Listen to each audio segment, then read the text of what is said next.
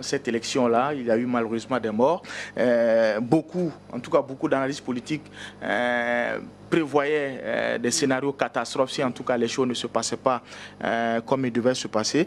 Déjà quand vous regardez, on l'a dit, les résultats, le nouveau président en tout cas qui est reçu par le sortant, pour beaucoup c'est encore une leçon que le Sénégal donne à l'Afrique et au monde entier, en tout cas en matière de démocratie. Avant d'en arriver aux leçons données par les résultats de ce scrutin, d'abord, en termes de surprise, je vais dire que, à quelques exceptions près, je suis peut-être pas surpris. Peut-être pas surpris parce que le contexte était déjà créé. Il fallait seulement parvenir à une élection transparente et équitable.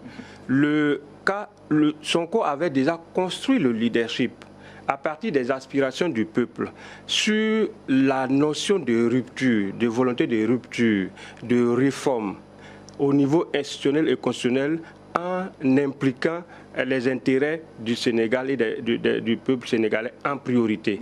Cet acquis politique était déjà acté dans l'opinion, dans l'électorat.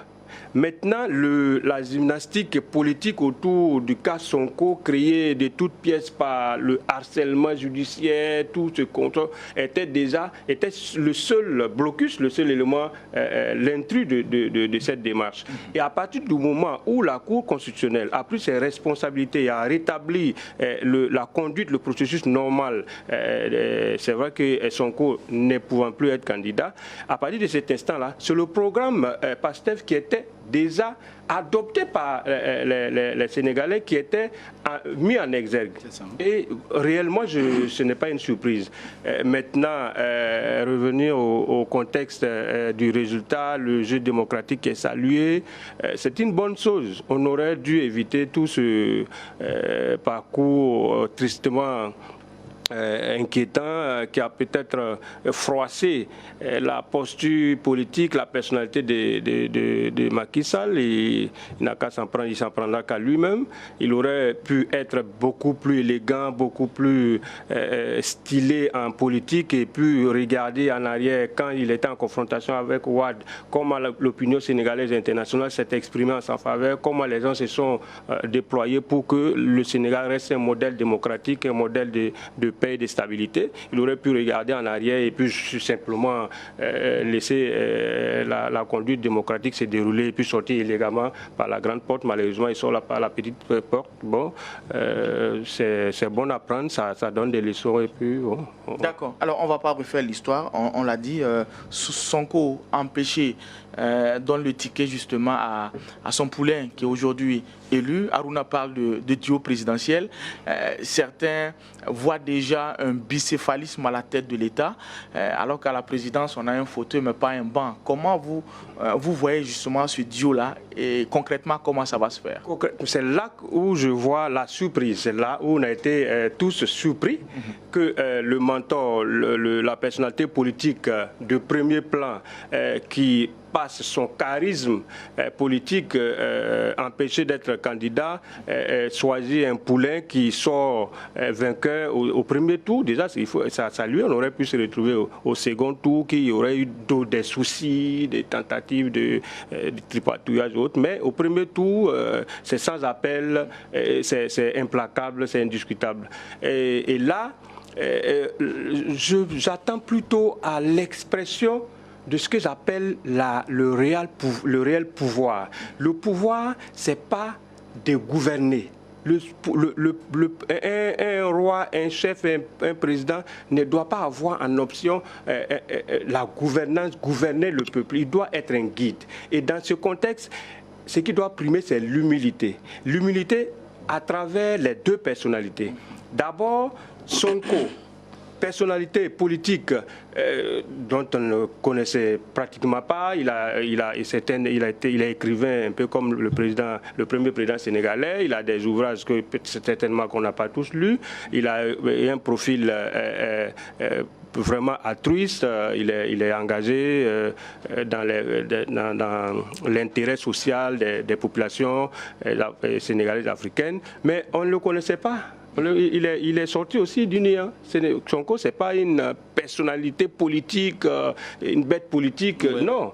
Et lui, empêché, prend son poulet qui use de son leadership pour éclore le sien et devient président.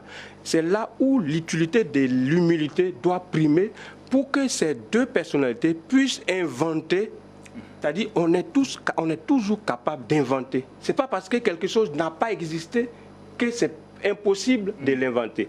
Moi, j'attends de ces deux personnalités de créer un nouveau système de gouvernance collégiale à partir du projet de société du parti qui est commun à eux tous et en laissant Faye gérer le pays certainement, mais en concertation permanente avec Sonko, qui soit Premier ministre. Je ne sais pas si le régime politique présidentiel du Sénégal permet une vice-présidence. Dans le cas actuel, je ne pense pas que c'est possible. Qu'il soit Premier ministre ou quoi, ils peuvent se retrouver, le chef du gouvernement avec le chef de l'exécutif, à avoir une combinaison parfaite pour gérer le programme pour lequel le parti a été porté au pouvoir. Et si cette humilité est exprimée de façon sincère, je pense qu'il n'y aura pas de couac. Mais comme on le dit, un président, c'est toujours un président. Il faut qu'il laisse le rôle de président à Faye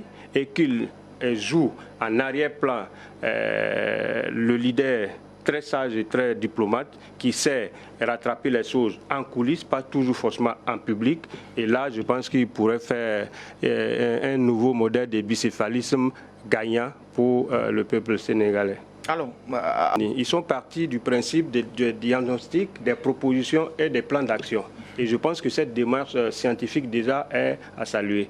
Que ce soit sur le plan du développement numérique, sur le plan économique, sur le plan politique, ils ont affiché clairement une volonté de rupture avec des conventions anciennes qui n'ont pas beaucoup porté. Et en plus, sur le plan de l'intégration africaine, sur le plan de la valorisation de nos cultures, ils ont été vraiment bien en avant. Et ça rejoint en quelque sorte ce que nos leaders de l'AIS ont peut-être entamé, c'est-à-dire revenir à nos réalités africaines, promouvoir notre développement endogène et créer une synergie africaine pour nous émanciper et nous développer à partir de notre plein potentiel local. Donc je pense que sur cette base, le programme est clairement défini. Ils ne sont pas différents de tous les programmes de gestion et de gouvernance, mais la particularité sénégalaise, c'est la volonté de rupture qui s'aligne pratiquement sur la politique des États de l'AES. Et je pense qu'un État démocratique avec un président élu démocratiquement dans ce contexte qui emboîte le pas à ces leaders-là est déjà une bonne base pour les autres. Ça veut dire que ce n'est pas forcément des régimes militaires qui ont la volonté de rupture, c'est aussi la volonté des régimes démocratiques légalement élus et qui va porter une nouvelle perspective dans la gestion des affaires publiques en Afrique. D'accord. Alors, oui, en fait...